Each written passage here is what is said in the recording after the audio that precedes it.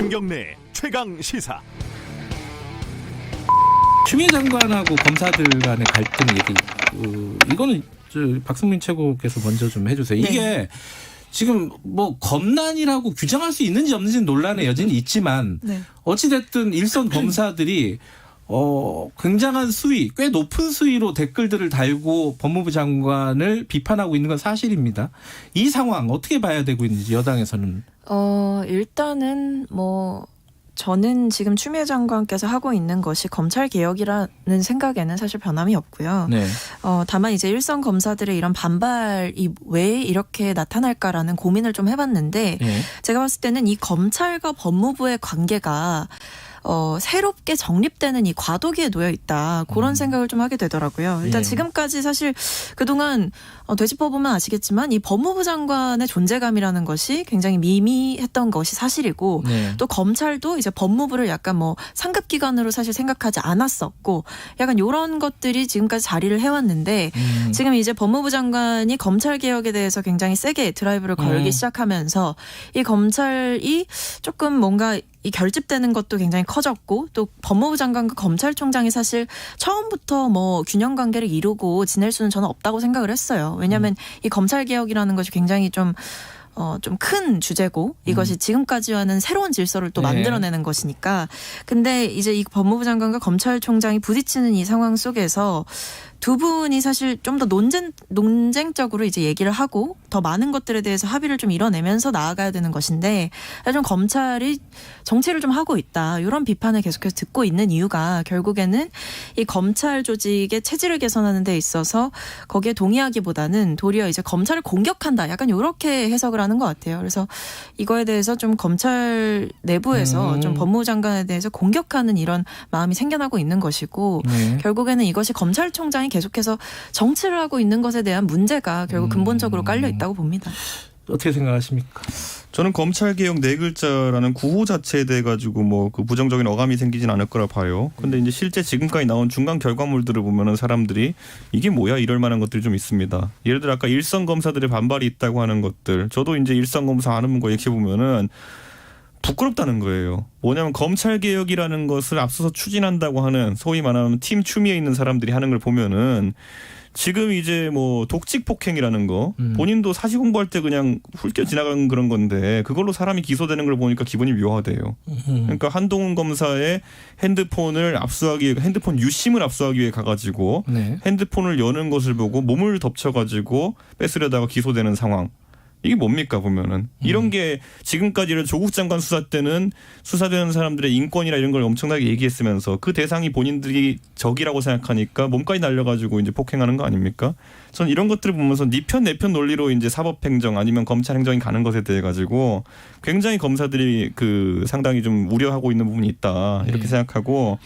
저는 추미애 장관이 검찰을 적대시하면서 검찰을 개혁하겠다라고 하는 것 자체가 무슨 상황이냐. 저는 이제 대부분의 일선 검사들이 커밍아웃이라고 우리가 표현하는 과정을 통해 가지고 반대 의사를 표현하는 그런 상황이 올 것 같은데 저는 이건 굉장히 옳지 않다 이렇게 보고 이번에 김봉현 씨 같은 경우에도 새로 생긴 전자보석이라는 제도를 통해 가지고 본인의 신청을 할 것이라는 얘기가 있고 그렇게 되면 검찰 수사에 협조할 것이라는 얘기가 있는데 이런 것들이 검찰 개혁인지 저는 검찰개혁이 뭔지 이제 좀 구체적으로 설명을 했으면 좋겠습니다. 처음에 이제 조국 장관 사태 때는 인권수사 이런 얘기 하는 것 같았는데 독직 폭행 보니까 아닌 것 같고 뭘 하자는 겁니까?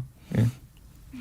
정치 개혁이 뭘 하자는 검찰 겁니까? 개혁이요. 네, 검찰 개혁이죠. 검찰 개혁. 예. 네, 검찰 개혁이라는 건 결국에 지금까지 검찰이 좀 지나치게 독점해왔던 기득권들을 내려놓고 검찰의 체질을 좀 개선하는 거다 이렇게 쉽게 생각해 주시면 될 것 같고 이 일선 검사들의 반발이 사실 지금 내부 커뮤니티에서 나오고 있는 건데 보니까 이 일반 검사들 중에서 또 이런 글을 써주시는 분도 계시더라고요. 조급함에 발로 간다는 생각도 들어 씁쓸하다.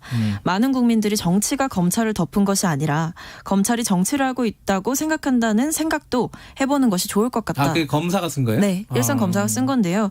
이것처럼 사실 이제 추미애 장관 혹은 여러 가지에 반발하는 이제 검사들도 분명 있지만 검찰 내부에서 좀 자성의 목소리가 나오는 것도 필요하다고 봅니다. 알겠습니다. 오늘 여기까지 하죠. 첫 라운드니까. 송악산 777님이 박성민 최고위원께 정치 천재 같다. 이게 첫날이니까 저도 좋은 댓글을 소개해드리는 겁니다. 첫날이니까 좋은 댓글 다음부터는- 읽어주셔서 다음부터는 감사합니다. 이런 거 없습니다. 네. 두 분이 나중에 절친 사이다로 바뀌는 그런 코너를 진행했으면 좋겠다. 1호 6기님이 보내주셨습니다. 앞으로 두 분 잘 부탁드리고요. 좀 더 뭐 생산적인 얘기할 수 있는 자리 됐으면 좋겠습니다. 고맙습니다. 예, 감사합니다. 네, 감사합니다. 박성민 더불어민주당 최고위원, 이준석 국민의힘 전 최고위원이었습니다. 예, 그리고 또 하나가 그 윤석열 검찰총장 지지율이 굉장히 많이 오르고 있어요. 이 부분 이제 대권 주자 사실상 야권에서 보이는 뭐 유일한 대권 주자 같은 느낌이에요. 다른 후보들이 워낙 그 지지율이 낮아가지고 이 상황은 어떻게 지금 바라보고 계십니까? 현직 검찰총장이 대통령 후보로 거론되고 예, 또 거론되는 것만을 넘어서서 상당한 지지율이 나오고 네, 이런 현상 자체가 뭐 바람직하다 그렇게 보지는 않습니다. 예, 하지만 이런 현상이 발생하는 원인은 문정권 책임이라고 봅니다. 법무장관과 여권의 인사들이 도를 넘는 비상식적인 행태를 보였기 때문에 네, 그런 그분들의 비상식적인 행태가 불러온 현상이다. 네. 이렇게 보지요. 알겠습니다. 네, 추미애 장관이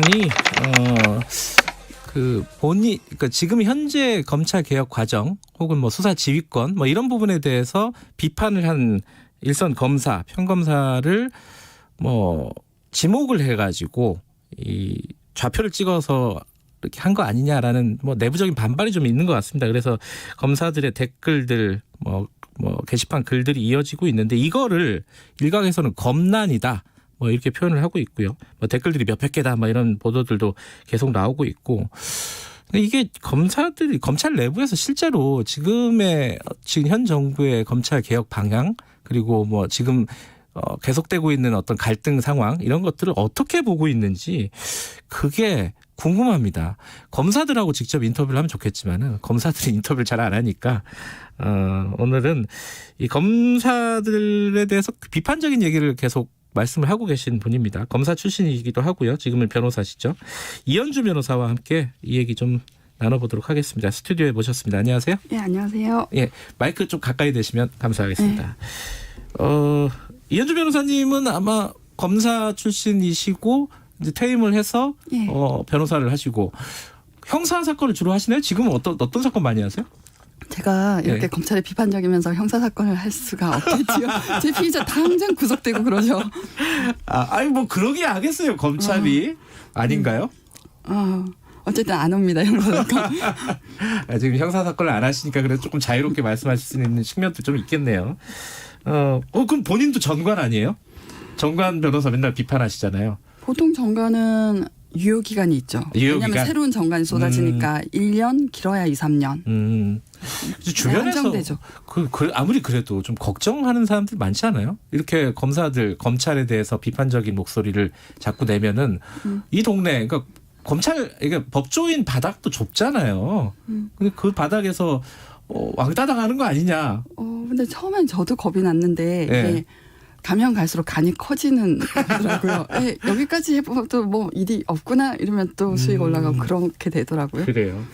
뭐 요번 얘기들도 할 얘기 많으니까 얘기로 들어가면은 지금 추미애 장관을 비판하는 글들이 이제 몇 개가 올라간 거잖아요. 검찰 내부 뭐 이프로스라는 게시판에.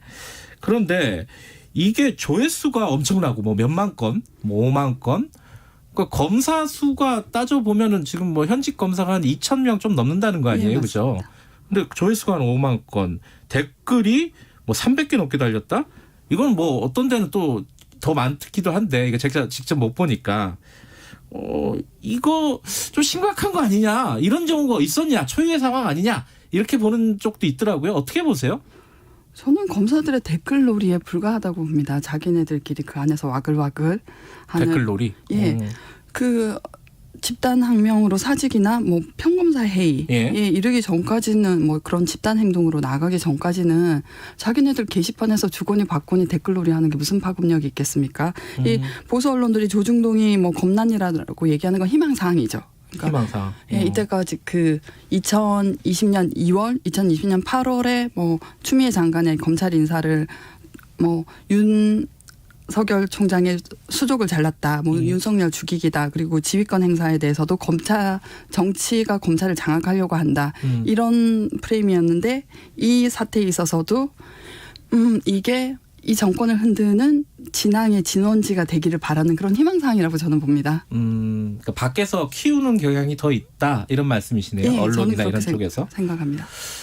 그래도 객관적인 숫자, 이 숫자 좋아하잖아요. 또 기자들. 이 뭐 댓글 숫자라든가 조회수 숫자라든가 특히 이 조선일보가 좋아하는 것 같은데 그 숫자는 좀 많긴 많은 거 아니에요? 숫자는 상당히 많다고 할 수 있는데 이게 하나는 보셔야 될 게 2012년 검난 전에 익명 게시판이라는 걸 열었어요. 네. 10월 해서 그때 너무나 뜨거워서 한 달 만에 닫고 말았는데 네. 지금은 조직 논리에 부합하는 안전한 의견만이 소통되는 거고 그때 익명 게시판을 열어놓으니까 정말로 민감한 얘기들 우리 검사가 부당하게 사건을 봐주라고 지시했다. 뭐 간부들에 대한 비판 그게 나날이 쏟아져서 사람들이 일을 못하고 게시판만 보고 있을 정도로 그런 일이 있었어요. 그러니까 그래요? 진짜 숨은 목소리는 모르는 겁니다. 근데 지금 이제 검사들이 뭐 그 숫자 비율이야 뭐 일일이 따져볼 수는 없겠지만은 예. 주로 이제 얘기하는 게 추미애 장관의 수사 지휘권이나 이런 예, 부분들을 맞습니다. 비판을 하는 거잖아요. 근데 그런 검사들을 용기 있는 검사다. 예. 그리고 뭐 신문에 보면 이제 검찰 관계자 누구인지 예, 잘 모르겠지만 검찰 관계자에 따르면 자를 테면 잘라봐라 예. 이런 심장이다 평균 사람들이 예. 그러니까 되게 용기 있는 검사들 그러니까 어떤 불의에 항거하는 예. 검사들 이렇게 얘기하는 쪽이 있단 말이에요. 이런 시각에 대해서는 어떻게 생각하십니까? 저는 얼토당토하는 얘기라고 생각해요. 왜 그래요 그거는? 저희가 지난 10년간 굉장히 고통스러웠잖아요. 국민의 권리와 이익을 지키기 위해서는 목소리를 못 내던 용기를 못 내던 사람들이 자기 권한이 축소된다고 하니까 이렇게 우르르 나서고 이렇게 열렬히 저항을 하면은 자기네들끼리는 용기 있다 서로 치워주고 난리 났겠지만 국민들이 보기에는 어이없지 않습니까? 그리고 추미애 장관의 지휘권 행사라는 것도 검찰청법에 나와 있는 거잖아요. 네. 그 정해진 권한이고 그건 네. 공식적인 문서로 내리고 그리 정치적 책임을 진단 말입니다. 추미애 장관이 뭐 국회에서 해임 요구를 받든 아니면 그 대통령이 그 정치적 책임을 묻든 그런데 지난 10년간에는 사실은 비공식적으로 그 비합법적으로 수사 지휘가 이루어졌잖아요. 가령 예를 들면은 그 김종익 씨의 직호 사태로 네. 유발된 제2 그 민간인 사찰 사건에서 말입니다. 그때 어떤 해프닝이 있었냐면은 수사팀이 회식을 하는데 평검사들이 이거 시나리오대로 조사되고 있는 거 맞죠?라고 하면서 항명성으로 사직서를 냈었어요. 그 네. 이프로스에. 그때 뭐 우리가 많은 그런 일들 그러니까 있었지만 그때 검사들이 자기 목소리를 냈냐면 다 침묵했었잖아요.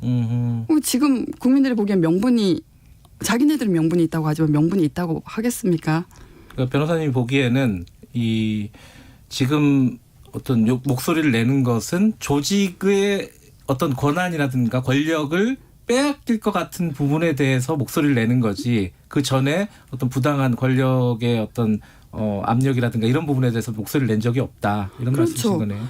법원하고 비교해 보면 그 이탄희 판사 같은 경우에는 법원 블랙리스트가 있다더라라는 얘기를 듣고 나는 법원 행정처에 발령됐다가 다시 복귀를 했을 때 200명의 판사가 연판장을 돌리잖아. 이거 블랙리스트 조사해 보자. 그럼 그러니까 법원은 적어도 희망이 있는데 검찰은 희망이 국민이 보기에는 오히려 국민을 핍박하는데 앞장섰던 기관인데 지금 이렇게 나오면은 뭐 신뢰가 그들이 주장하는 것에 대해서 신뢰를 실어주지 않는다고 저는 생각해요.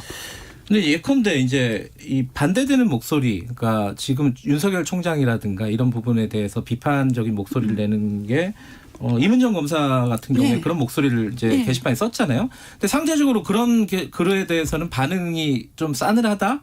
뭐 이런 느낌이에요. 이제 보도를 나오는 걸 보면은 실제 검사들의 여론이 그런 겁니까?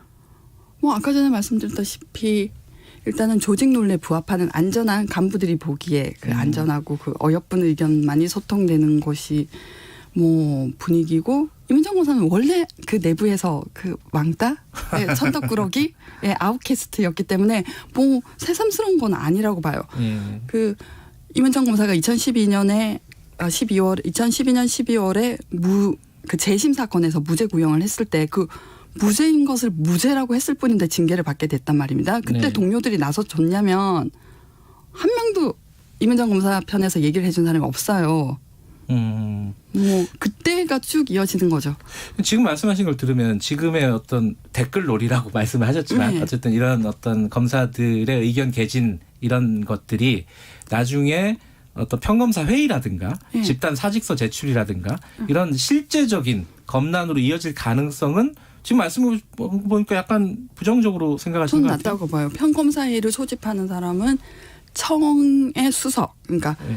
그 부부장으로 승진하기 전에 평검사 중에 제일 높은 예. 수석 검사 중에서도 수석 그 한 청의 한 검찰청의 수석 각 부마다 수석이 있고 예. 그 수석 중에서 또 제일 높은 청수석이 소집을 하게 되는데 이 사람들이 부부장 승진을 목전에 두고 있고 부장 뭐 이렇게 나갈 텐데 몸을 사리게 되죠. 할 말 있으면 해야죠. 그 몸살이면 안 되죠. 근데 검사들이 기본적으로 자기 목소리를 내는 데 익숙한 사람들이 아니고 여기서 뭐 우르르 떠들고 있는 거랑 청수석이 나서는 건 또 다른 문제잖아요. 거기까지 확산 혹은 이야기가 전개될 가능성은 많지 않다고 보시는 거예요? 거의 낮다고 봅니다. 그래요. 근데 어제 그 윤석열 총장이 또 한마디 했습니다. 이제 부장 검사들 상대로 교육하는 그 자리라고 하던데 살아있는 권력을 수사하는 것이 진짜 검찰 개혁이다. 이거 원론적으로는 맞는 얘기잖아요. 근데 그렇죠. 지금 상황에서 이 얘기가 나온 맥락은 뭐라고 보십니까? 그건 결집성 멘트 아닐까요? 그러니까 자기의 그 검찰권 행사에 대해서 정당성을 부여하는 그런 코멘트겠죠. 그리고 살아있는 권력을 수사하는 게 잘못됐다는 게 아니라 비례성이 있어야 되잖아요. 범죄 크기에 상응해서 수사력을 투입해야 될 테고 그리고 표적 수사라고 부르지 않습니까? 네. 일단 이 사람은 죄가 있다고 규정을 하고 죄가 나올 때까지 터는 수사를 했다는 게 일반 국민들의 생각인데 그건 뭐 검찰 내부용 멘트죠. 국민한테 먹힐까요? 저는 그렇게 생각하지 않아요. 그래요. 근데 반대로 또 이제 추미애 장관 인사권에 대해서도 많이들 비판을 하잖아요. 인사로 검사들 길들이기 하려고 하고 있다. 예. 이제 뭐 이게 약간 이건 신화에 가까운 얘기긴 하지만은 검사들은 좀 야성이 있어야 된다. 권력에 대들고 그리고 이제 정권에서 이런 인사권 같은 것들을 좀 자제하면서 이 어떤 그 수사들을 활발하게 좀 진행될 수 있도록 이렇게 좀 보호해줘야 되는 거 아니냐 이런 신화들이 있잖아요. 근데 검사들은 어쨌든 지금 추미애 장관의 인사권 행사들은 검찰 길들이기다 이렇게 규정을 하고 있는 사람들이 꽤 있는 것 같아요. 이건 어떻게 보세요? 뭐 일단 검찰청법에 검사의 임명과 보직은 법무부 장관의 제청에 따라 대통령이 한다고 돼 있으니까 법적으로는 하등 문제가 될 게 없죠. 그럼 예전에는 인사가 제대로 됐냐고 하면 그건 또 아니잖아요. 총장이 자기 줄 세우기로 각 라인이 자기 사람 뽑아 쓰고 뭐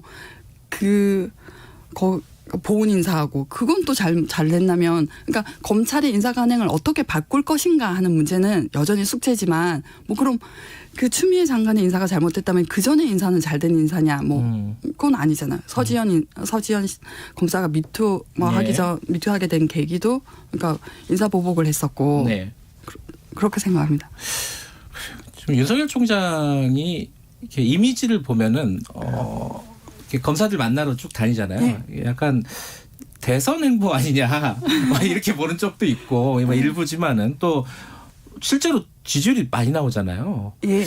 이 현상에 대해서는 어떻게 생각하십니까? 일단 국민의힘 당에서 워낙 후보군이 없고 그리고 지금 대선 후보가 물망에 오른다는 건 그만큼 그 사람의 행태가 정치적으로 읽혔다는 거잖아요. 그래서 그리고 이때까지 해온 것을 보면, 그러니까 이분은 3년간 절대 반지를 끼신 거죠. 그러니까 뭐 전직 대통령 2명을 감옥에 보내고 이재용도 이재용 삼성전자 부회장도 구속시키고 그 대선을 노려볼 만하죠. 그러니까 본인은 그 절대 반지를 끼고 검찰권으로 더 큰 권력을 노렸다고 저는 생각해요. 그러니까 그게 먹힌 거고 그 메시지가 읽혔으니까 지금 대선 후보 몰망에 오르고 있는 거 아니겠습니까? 나올 것 같아요?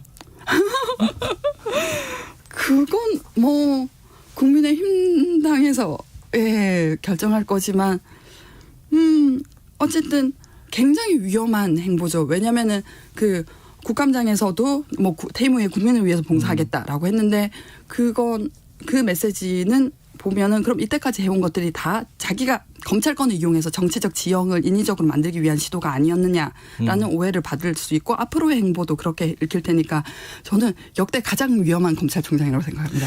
근데 아까 말씀하셨듯이 잘한 것도 잘한 거잖아요. 아까 권력들을 그러니까 지난 뭐 전 정권의 대통령들 감옥에 보내고 또 경제 권력의 최고인 이재용 부회장도 구속시키고 또 굉장한 어떤 성과를 거둔 건 또 사실 아닌가? 뭐 이런 부분들을 평가해줘야 되지 않느냐? 그거는 이때까지 검찰권 남용에 대한 반성적 성찰이 있고 거기에 합당해서 이루어진 거라기보다는 상황이 그러니까 하게 된 수사지. 그 이때까지 검찰권 남용 부당한 뭐 불기소 기소에 대해서 검찰 조직을 되돌아보는 그런 반성적 조치가 있었냐면 그건 또 아니니까요. 그냥 힘을 휘두른 거에 불과하다고 생각합니다. 시간이 이 얘기를 깊이 있게 얘기는 못하겠지만은 지금 항상 이제 변호사님께서 지적하시는 부분들이 어떤 편의적인 수사 그리고 선별적인 수사, 선택적인 수사, 기소권 남용 이런 부분들 기소 독점주의에 대한 어떤 반성 이런 부분들을 많이 말씀하셨는데 지금 정부의 검찰 개혁 방향이 그런 것들을 해소하는 방향으로 가고 있다고 보세요? 제가 거기에 대해서 깊이 얘기할 만큼 네. 공부를 한 사람은 아닌데 일단은 한 걸음 떼는 게 중요하니까요. 네. 검경 수사권 조정이나 공수처나 네. 사실 2000년대 초반부터 논의되던 건데 네. 계획에 속 발묶여 있었단 말입니다. 일단 해보고 고칠 점이 있으면 뭐 수정하고 나가는 거지 처음부터 완벽한 안을 내는 건 불가능하다고 생각해요. 그래요. 검찰이 혹시 자기 반성을 하고 자기 조직 개혁을 할 수 있는 어떤 내부적인 힘이라든가 그런 문화가 있다고 보십니까? 가능성. 왜냐하면 검찰은 지금 저항하고 있는 게 우리 지금 잘할 수 있다라는 거잖아요. 그죠?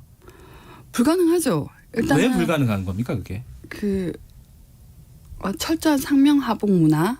그러니까 그 조직은 일단 간부들의 뜻에 따라 굴러가는 간성이 크고 네. 그럼 간부들은 곧 그 퇴직을 앞두신 분, 변호사 개업을 앞두신 분이잖아요. 사실 내부에서는 어떻게 얘기하냐면 내가 이때까지 검찰 선배들의 사건을 변호사가 되어오는 검찰 선배들의 사건을 봐줘서 개를 부어놨는데 적금을 부어놨는데 나는 못 타먹게 된 상황 아니냐 이렇게 말씀을 하신단 말입니다. 솔직하게는 이렇게 얘기하는데 그럼 그분들의 이익에 추동되는 방향으로 조직이 나가게 돼 있지. 지금 알겠습니다. 네. 여기까지 들어야겠고 이 얘기는 다음에 한 번 더 하죠. 예. 이현주 변호사였습니다. 1부 여기까지 할게요. 윤석열 검찰총장과 추미애 법무부 장관 하루가 멀다 하고 갖가지 뉴스들이 나오고 있습니다. 이게 좀 보는 사람 입장에서는 혼란스러울 수밖에 없는 상황입니다. 더군다나 현안들도 많이 걸려 있어요. 지금 검찰이 원전 관련된 수사를 시작을 해버렸고, 그리고 윤석열 총장 가족과 관련된 수사도 지금 궤도에 올라가 버렸습니다. 이게 어디까지 진행이 될지 머리가 아픕니다. 자, 오늘은 열린민주당 최강욱 대표와 함께 이 얘기 좀 나눠보겠습니다. 최강욱 대표님 안녕하세요. 네, 안녕하세요. 오랜만이시네요. 예, 오랜만이십니다. 이게 제가 말씀드렸지만 좀 혼란스러워요. 어떻게 보면 좀 지겹다 이렇게 생각하시는 분들도 꽤 있을 겁니다. 아마 보시는 분들 중에.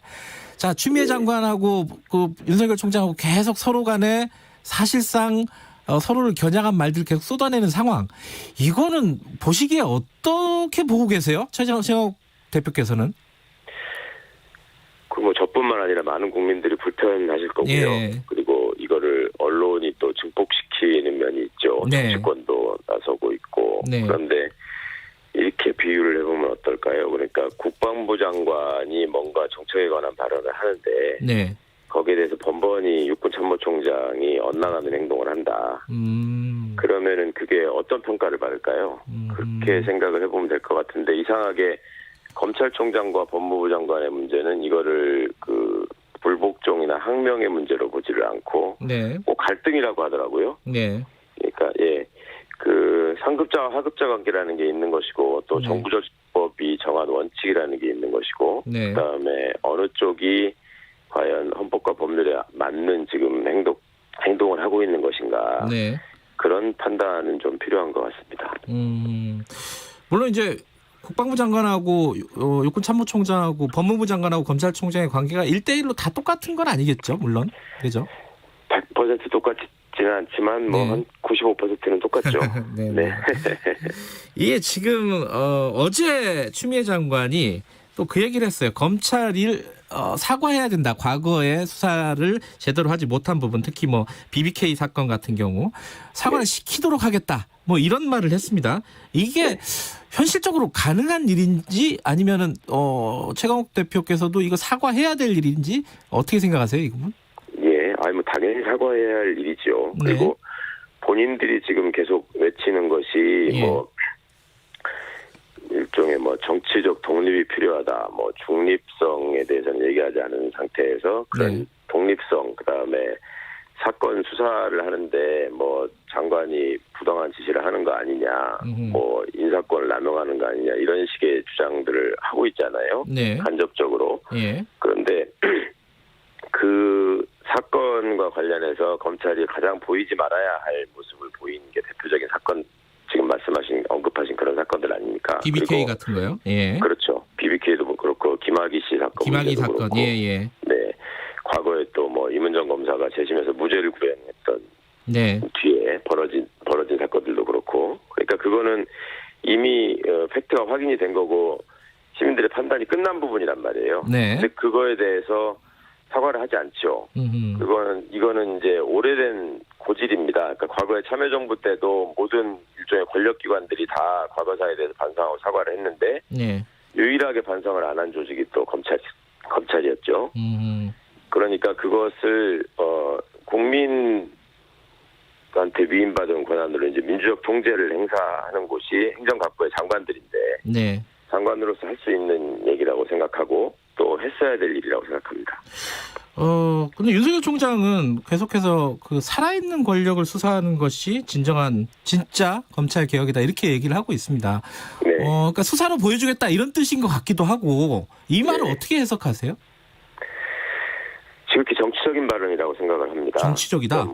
네. 그러니까 그간에 내세웠던 명분이라는 게 살아있는 권력에 대해서 수사하니까 네. 지금 뭐 검찰을 옥죄는 거 아니냐라는 식의 반응을 보였죠. 네. 그리고 그것을 홍보해주는 언론들이 또 상당히 있었고. 예. 그런데 지금 상황에서 과연 어떤 수사에서 권력이 개입해서 그 수사를 망가뜨리거나 좌절시킨 적이 있었나요? 오히려 과잉 수사가 벌어지고 오도된 수사를 하고 있을 때 일방적으로 당하는 쪽에 있었던 게 일종의 뭐 청와대 관련 사건들이나 네. 그다음에 기타의 소위 본인이 얘기하는 지금 살아있는 권력에 대한 수사라고 하는 것이 네. 어저께도 그 정경심 교수에 대한 구형에서 그런 얘기를 했잖아요. 뭐 네. 이건 뭐 국정농단에 준하는 것이다라고 하면서 마치 살아있는 권력을 수사한 사례인 것처럼 이렇게 얘기를 네. 했는데, 그러니까 그런저런 사례들이 굉장히 우리가 그동안에 알고 있었던 살아있는 권력에 대한 수사를 검찰이 하지 않는다. 네. 뭐 권력의 개간에서 굴종한다. 네. 그런 상황들하고는 좀 많이 다르잖아요. 네. 근데 그거를 지금 굳이 언급한다고 하는 것은, 그리고 그 언급을 한 장소가 제가 알기로 아마 대전을 방문했을 때 그런 얘기를 한 것 그렇죠. 예, 맞아요. 예. 같은데, 네. 그러고 나서 또 공교롭게 지금 그 원전 문제에 대한 수사를 느닷없이 또 시작을 했단 말입니다. 그 이례적으로 대전에서 지금 한 거죠. 예. 그러니까 뭐 명분으로 된 거는 뭐 세종시의 정부기관이 있기 때문이다 뭐 이런 식의 예. 얘기를 했는데, 그것도 참 경광부에 아닙니까? 언제 그런 경우를 보셨나요? 그 원래 통상적으로는 이런 거는 중앙지검에서 했다 이런 뜻이신가요? 지금 말씀하시는 아니, 거? 그렇죠. 네. 그리고 관할로 봐서도 뭐 예. 검찰이 그렇게 법원처럼 엄격하게 누구의 적에 따라서 따지는 게 아니라, 당연히 뭐 압수수색한 장소나 피의자들의 소재지나 뭐 이런 것들이 서울에 있으면 네. 모두 다 중앙지검에서 해왔고, 네. 또 큰 사건일수록 소위 말하는 살아있는 권력에 대한 수사라고 하는 것은 더더욱 중앙지검에서 하는 경우가 많았죠. 네. 지금 두 가지 말씀을 해주셨어요. 지금 정경심 교수 관련된 구형 이분도 말씀하셨고 원전 수사도 말씀하셨는데 하나씩 좀 짚어볼게요. 그 원전 월성 1호기 폐사 과정과 관련된 수사가 네. 이제 검찰 입장에서는 이게 국민의힘이 고발을 한 거 아니냐. 그 대전지검에 고발했잖아요, 또. 네. 이게 뭐 국민의힘 입장에서는 이제 구도를 보고 대전지검에 고발했을 가능성이 높겠지만은 어찌됐든 대전지검에 고발이 들어왔고 그리고 감사원도 밝혔듯이 뭔가 불법적인 탈법적인 상황들이 좀 벌어졌었단 말이에요. 예를 들어 증거 인멸이라든가 이러면 수사를 해야 되는 거 아니냐 이렇게 얘기를 할 것 같아요. 검찰은. 여기에 대해서는 어떻게 생각하십니까?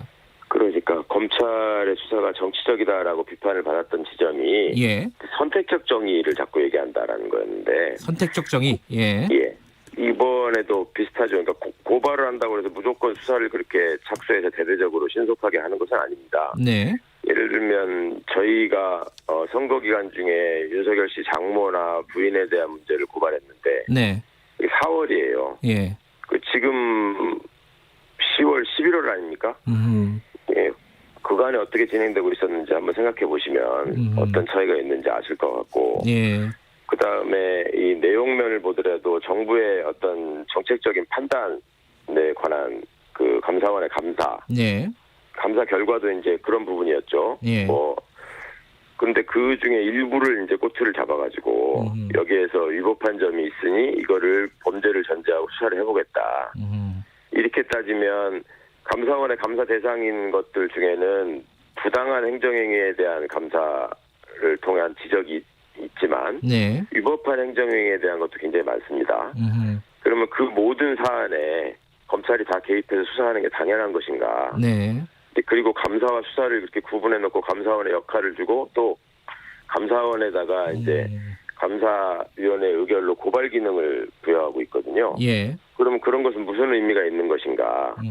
그러니까 검찰이 어떤 금도를 넘어서서 모든 상황에서 정치적인 판단을 하고 그 사안에서 개입해서 뭔가 이걸 가지고 활용할 필요가 있겠다 싶으면은 늘 정치적인 행보를 보여왔다는 비판을 받는데 네. 이번에도 이제 어떤 그 명분을 하나 딱 잡아가지고 네. 여기에 이제 일종의 약간의 흠이 있다고 했으니까 네.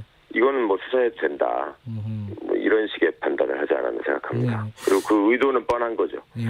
월성 의도를 지금 말씀하셨는데 월성 원전 수사가 지금 사실은 이제 윤석열 총장의 거취 문제가 계속해서 지속적으로 나오는 상황에서 들어간 거고 그리고 이거는 이제 결과적으로 청와대 쪽으로 수사 방향을 잡을 수도 있는 거잖아요. 상황에 따라서는. 그러면 윤석열 총장은 이 건으로 이게 뭔가 큰 사건을 하나 만들고 마무리를 하겠다. 이런 구도를 갖고 있는 거 아니냐. 이런 해석들을 일각에서는 하는 것 같아요. 총장님이란다. 최강욱 대표님은 어떻게 생각하십니까? 예, 뭐 그런 해석을 하시는 분들이 뭐 전혀 근거 없이 그러실 것 같지는 않고요. 사실은 그 전에 뭐 라임 옵티머스 뭐 이런 사건이 진행되는 과정에서도 네.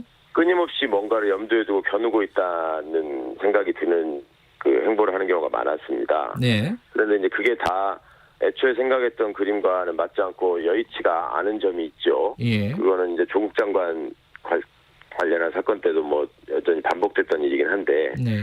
그러니까 끊임없이 어떤 그 존재감을 과시하고, 네. 그다음에 그걸 통해서 정치권에다가 혹은 청와대에다가 네. 타격을 입힐 수 있는 아이템을 개발하고, 네. 그 아이템을 최대한 활용해서 검찰의 이익, 또 검찰의 이익이라고 하는 것이 뭐 국민을 위한 검찰의 이익을 말하는 것이 아니라 네. 검찰을 현재 장악하고 있는 일부 그 정치 검사들의 이익, 이것을 지키기 위해서는 뭐 어떠한 무리도 감수하지 않았었기 때문에 네.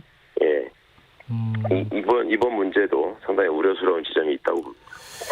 근데 이제 사실 이제 최근에 뭐 여론조사 이런 걸 보면요. 네. 추미애 장관하고 윤석열 총장 관련해가지고 사실 국민 여론이 팽팽한 건 사실이에요.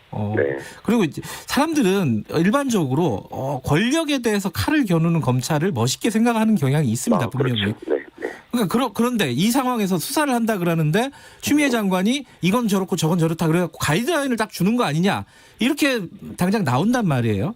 네. 뭐 여기에 대해서는 어떻게 보세요?